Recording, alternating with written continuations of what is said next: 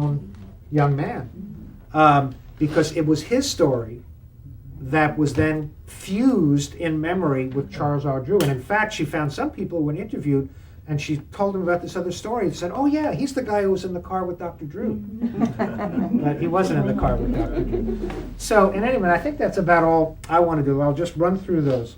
You've got oral history as a skill, you know, a craft, whatever you, a subject to study.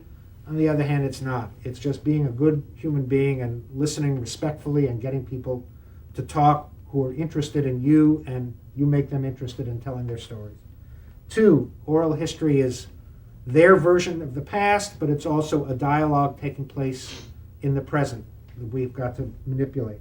3, oral history is information, but it's also people making capital H history, giving you their interpretation. They're doing as much interpreting as, you know, Skip Gates or anybody else who comes along to write, you know, a history book. And finally, it's history and it's memory. And memory is really important. It's not the same as history. It may often be wrong, but it's also true or even truer in its own way. I've liked to observe for a long time, and it's, I think, the closing word I'll have here, and then I'll build on what Erin runs with, is that I've always found something interesting about memory, even the word, is that when you think about history, history is a noun. There's no verb for history. We do history, we write history, we make history, we read history. History is there. It sits there until we do something to it. Memory doesn't exist unless there's an action. You've got to remember. If it's not being remembered, it's not a memory. It's forgotten. So in memory, we have that sense that it's natural. You can't have memory unless you're going back and forth across time. That's what memory means. So that's really interesting, because that's what happens in oral history. People are sitting here and connecting actively to something there in the past. That's not the case with history. It just sort of sits there like my grandfather used to say, like a lox, you know? So if we understand that that aspect of memory is alive and important, that both ends, you can't have memory in the past, it's now, you remember things differently now than you might have earlier because your life changes, and that affects the way you mobilize the experiences that you have or the stories that you tell or whatever, then I think you have, you know, a lot that you can work with. So I'd suggest you keep these things in mind, and I'll turn it over to my colleague from Columbia College. And Can then I just ask a question? Yeah, sure. Well, I'm just interested, because this is shocking that Charles Drew story is not true. How much difference in time was there between the boy at Duke and Charles Drew? 3 months. So it could be fused. Oh, yeah. That's interesting. I mean, the story of Dr. Drew, you know, dying in the accident, it's just the part about, you know, was he refused treatment at the hospital, Right, and that was right. the cause of his death. That became Well, those of us that live in Washington hear that story all the Yeah. time. And so now we know. Yeah. But again, I mean, the example of the book is, it becomes, and she spends the whole book, it's easy to show that the story didn't happen. And it's sort of like Luigi Trastulli. Well, if you walk away and say, well, you don't know what you're talking about because that's not true, that's one thing. If you say, well, what do we really mean by true? Well, maybe it didn't exactly happen that way, but there's something in that whole, we all know, and in fact, as somebody pointed out, there are levels of truth there. I mean, one of the reasons he fell asleep at the wheel is because there was no place for them to stop. Exactly. Driving from Washington to Exactly. Atlanta. Yeah. Exactly. So they're driving all night. Exactly. So, I mean, in a way, racism did cause his death. Exactly. Yeah. It's Because- a story about outrage, basically, and It is. racism. I was The just thinking. contradictions and anomalies in it. You know, that's And there's also no doubt that there were black beds in hospitals and people were turned away all the time if those 3 beds were filled, even if the white wards were wide open. Exactly. So the fact that this got conflated a little bit doesn't mean that there's not even a lot of truth in what that story is saying about people's Sure. knowledge about how the South worked Sure. and how race worked and a lot of other things. Yeah.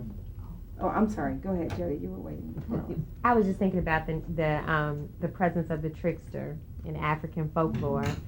So much so that when you talk about this relationship, I'm fascinated with memory too. You know, especially with these notions of the power of now. The past doesn't exist, and neither does the future.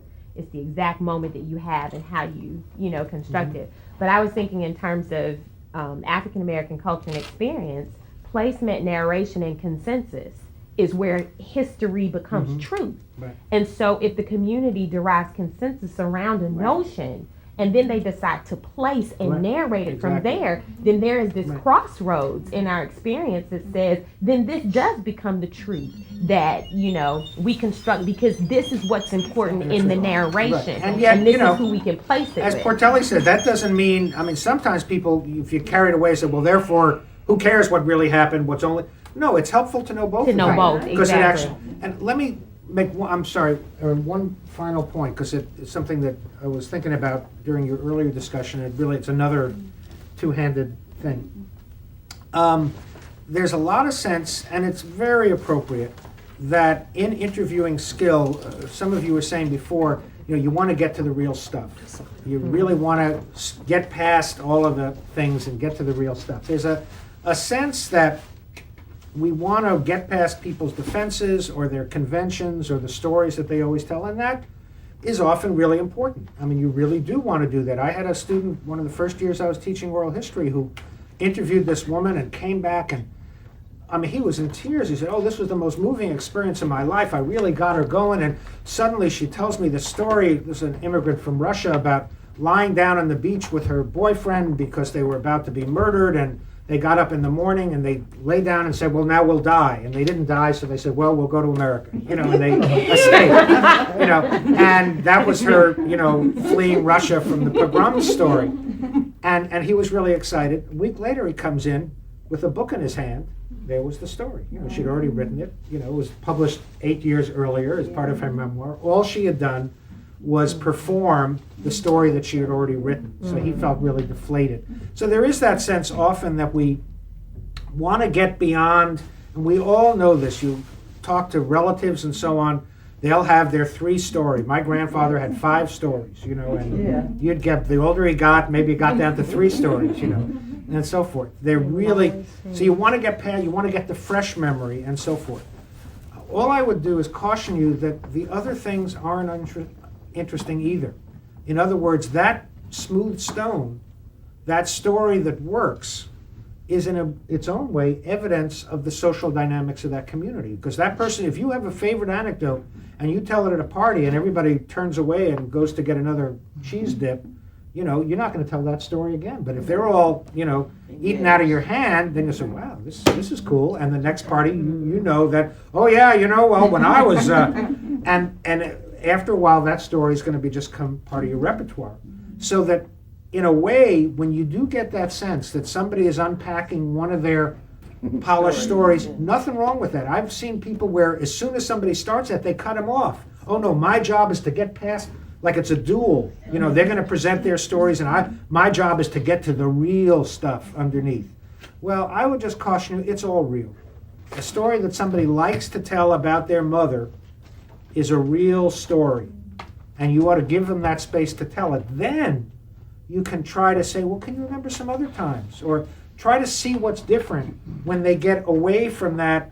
And you'll find fascinating stuff. Sometimes people freeze. That's it. That's my story about my mother. I don't remember anything else. No matter what you try, that's it. Other times people will feel liberated. Oh, great, I really can bounce around and come up with stories that I haven't thought about in a long time. Yeah, I'm sorry.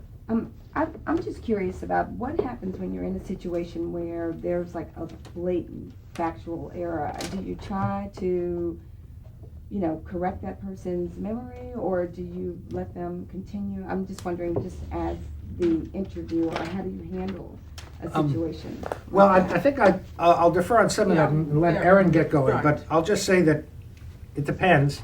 And I have one horrible experience interviewing my own mother, which is very hard to do, actually. And in the beginning of the interview, she got her brothers, she had 6 brothers, and she got their birth order mixed up. And I corrected her, and she fell apart. That was it. I was forget it, you know. Interview's over. Interview's over, she was that means I'm senile, I've lost it, I can't even remember my own damn brothers. And she was finished. So it's very, very delicate how to do that in a way that, I do a lot of canoeing, and you want to just you got to keep going with the flow, and you can steer a little bit here and there and steer somebody around that would be my basic response. But you do have to be careful with that, because if you're too abrupt, then they just feel like they've been trashed, or they lose confidence in their own ability. Yeah. Erin. Okay, I'm a teacher, and I need to stand up and walk around. I work for my notes, so I don't know if you want to shift over, and I thought I might be using this a bit as well. So for some of this stuff, so if you need to rearrange, go ahead, or if it's not working, don't worry about getting up and moving while I'm talking.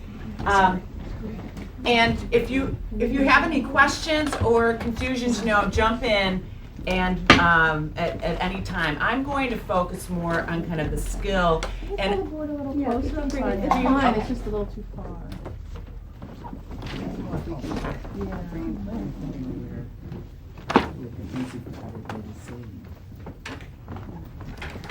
Thank you so much. Okay. All right, is that better? Can everybody kind of see that?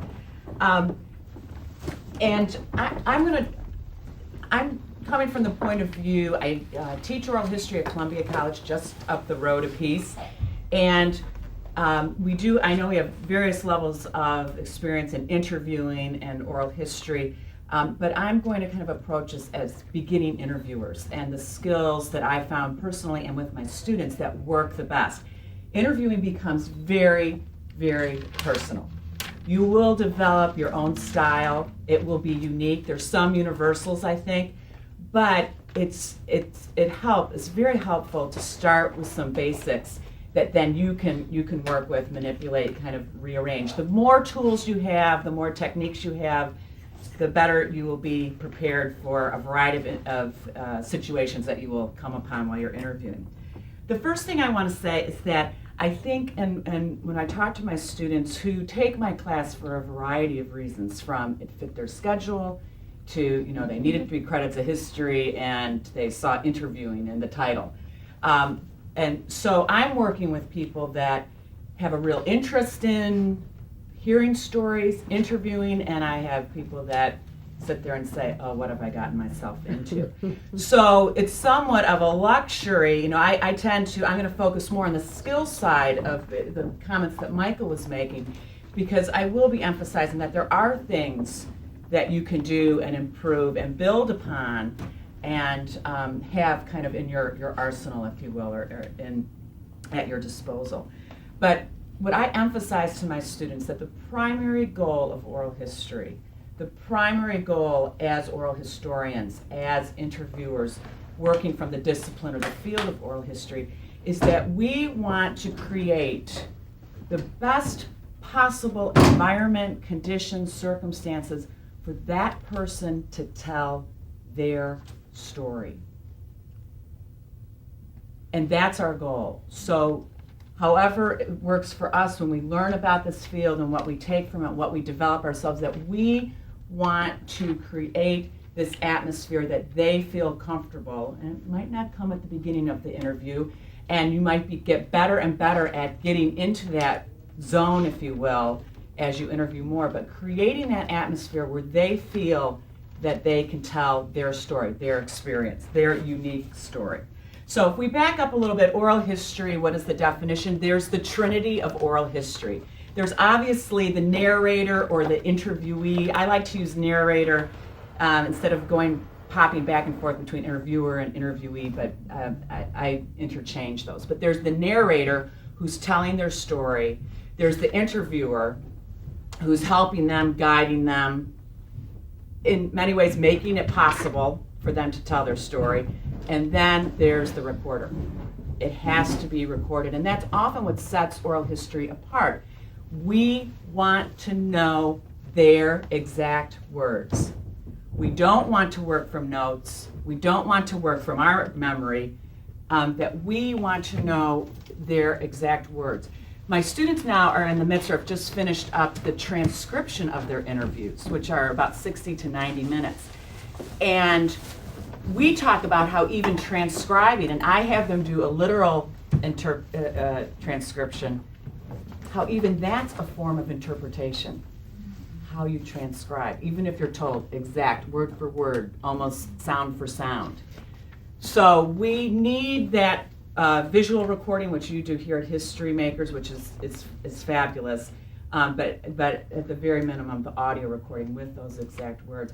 And Michael, and I think Ms. Richardson has maybe referred to it as well, that with the slave narratives, Columbia didn't only throw out tapes, but they used to reuse tapes, because they were so expensive. Oral history, one constant, it's always been very expensive, very labor intensive. So then people, again, started to appreciate that how the person's voice sounded, that dialect could not be translated into transcription often, that their intonation, their rhythm of their speech, we needed to hear that. Well now, and I found with my students, they want to see the face.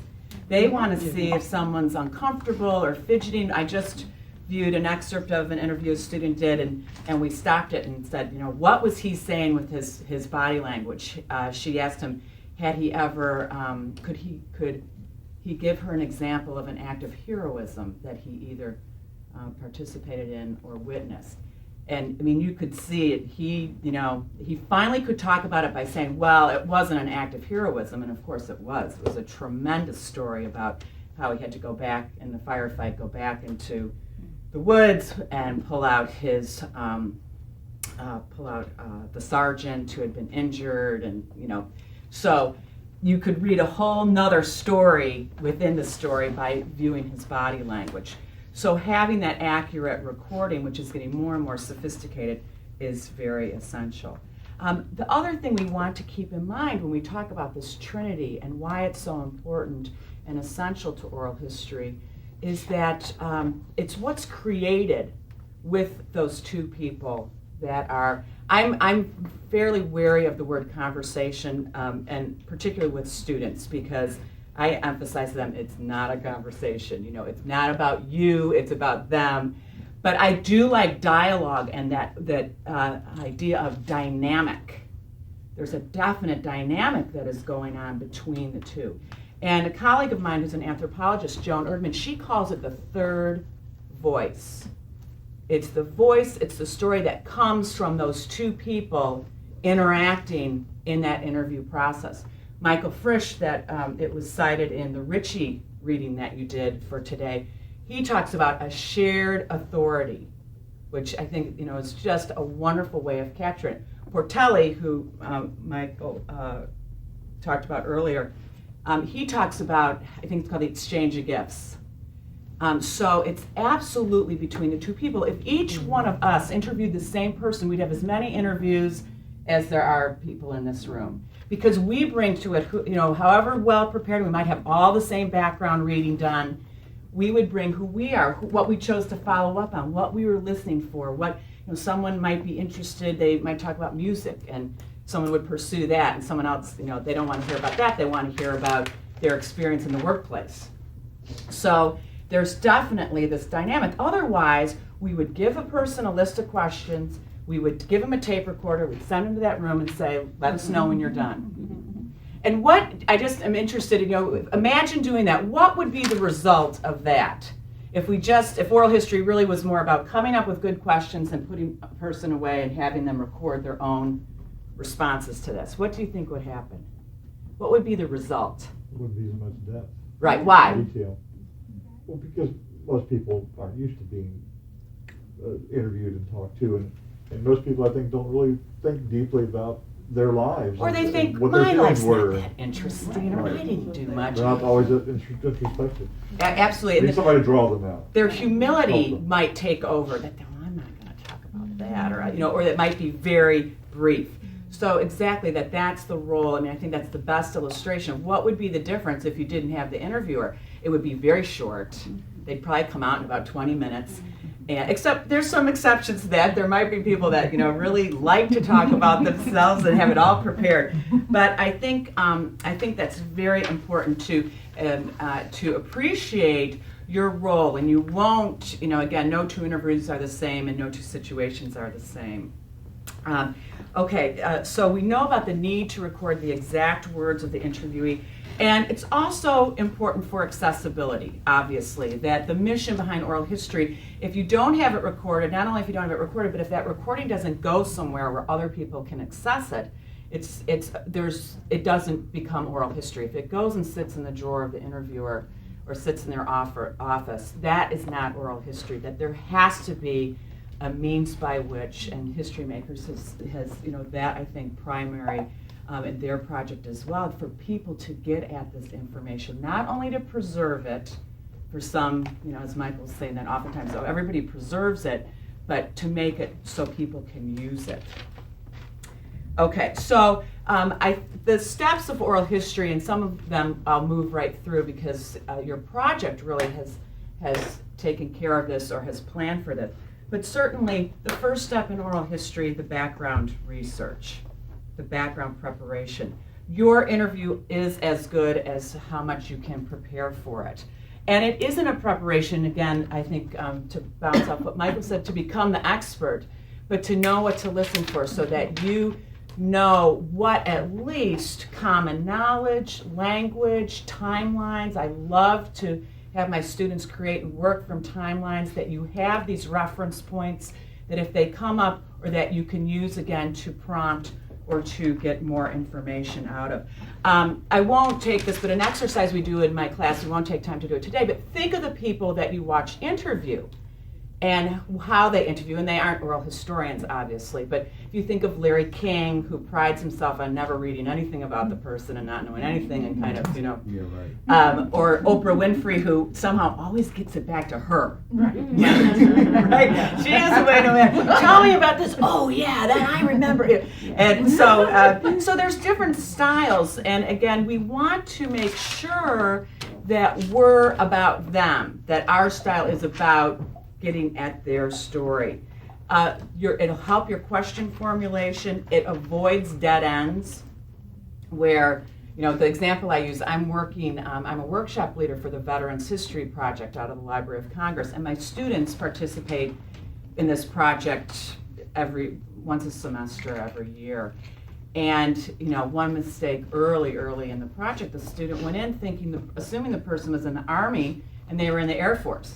So you never want to go in with something as basic information as that and have, be going down the wrong path. Or if they were in the war in the Pacific and you go in prepared to talk about the European theater. So that you can avoid those kind of dead ends. And it avoids, the preparation helps to, so the narrator does not have to state the obvious. The worst thing you want to do is to go in there and feel that they have to give you this basic history lesson, in whatever the circumstance might be. Okay.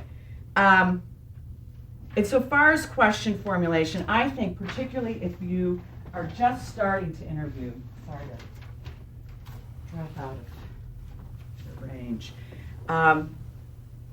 I really emphasize being overly prepared in this aspect of it. I think it's almost like every component of oral history is important. You have to have all of them for it to be done successfully. And every time I talk about preparation, I say, well, that's the most important thing. But really, question formulation, the more work you put into this, I think particularly early on, before you've kind of gotten into your oral history interviewing groove, that this is where good results can come out of. I think that before, and I know Ms. Richardson, some of this has been taken care of, I think, but just in general, you always want to know when the person was born, where they were born, where they were raised, probably something about their educational preparation, how far they got in their education and their profession, to help tailor your questions. I mean, those are just some of the absolute basics that you would need. You want to know what region they lived in. You don't want to be looking at doing background research on the urban north when they really spent a lot of their formative years in the rural south. So those are things that you really do want to know before you go in. And And I'm sure that actually I'm sure there's a biographical sheet that you can work from. Okay, so I'm going to go through some of the rules. Always have more questions than you need. Now, in the handout I gave you from Lynda Shopes, she talks about outlining your questions or what you're going to talk about. I strongly urge you, at least in your initial interviews, to write them all out. Yes. Which handout? Oh, I'm sorry. This was We on. had given it yesterday. It was called Okay. Conducting an Oral History. Oh, okay. Sorry. It was conducting. It was a list of numbered list. Thank you. Yeah, I remember now. Okay. It was required reading. Oh yeah, that one. So I am working from the assumption that you should write out all your questions, and that will be the importance of that will become clear. Often interviewers make the mistaken assumption that they'll think of something, or I'll wait to hear what they say, and then I'll respond to that. Something will come up. These are things that my students have said to me. And those kind of interviews are often very awkward. There's a lot of pauses. There's a lot of scrambling.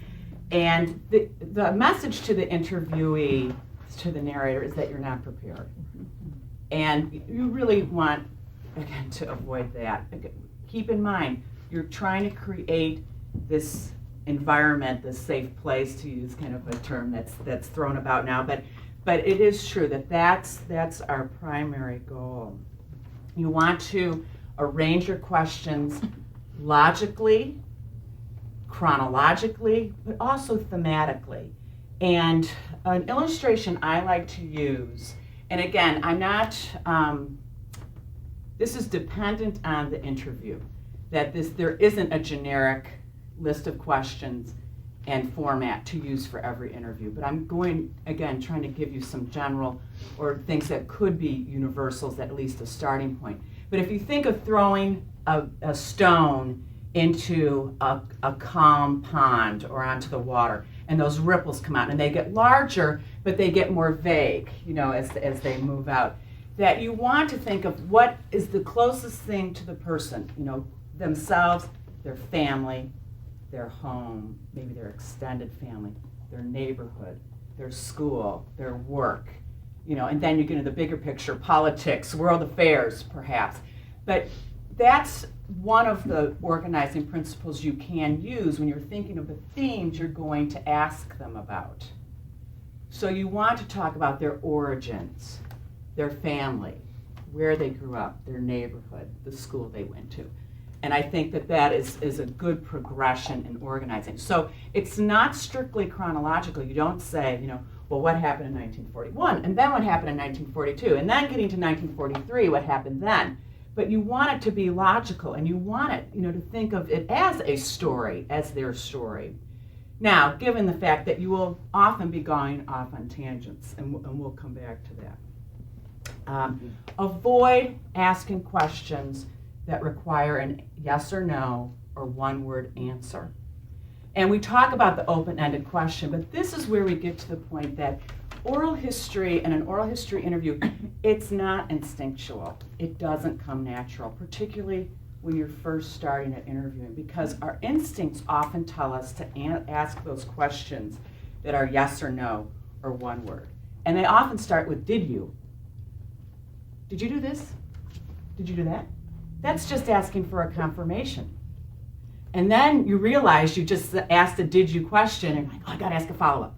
So the problem with that is not that, and you can't always avoid this, but it sets this tone, this pattern where you get into, I think sometimes that idea of call and response, but you're asking the yes or no question, they're saying yes or no, you ask a follow-up, and really you can kind of get stuck in that.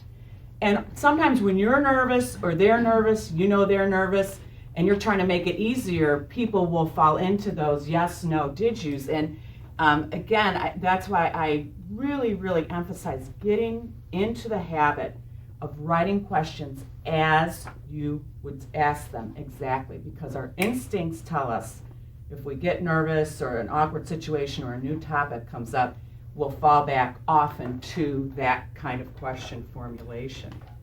So You know, and we can also think about in the way that yes, no questions are much more appropriate for a survey. And as I said, that it's almost like a confirmation or a denial. So what I encourage my students to do, because they will frequently say, well, I have to ask, you know, did you go to high school? You know, did you experience racism? And I tell them, even in those situations, yes, you want a confirmation, you want information, but I tell them to assume they went to high school, to assume they experienced racism. The worst thing that can happen is they said, that doesn't apply to me, I didn't go to high school. Well, that leads you into a whole new direction of, you know, right where to go with that. So I think you can assume, tell me about, so you want to start your questions with describe, explain, how, why, tell me about. So they're not always questions, they're often, you would call them prompts. And I think that, and I have my students, I give them a list of questions from a previous class, and even from the Veterans History Project, I have them go through and say them out loud and pretend to answer them themselves, and to edit these questions and to see how often, their topics are great, but they haven't formulated in a way that is going to require a person to elaborate. And so, you know, they might say, well, of course, I'm asking them to tell me about that. In an interview situation, and you're talking about, what is the average age?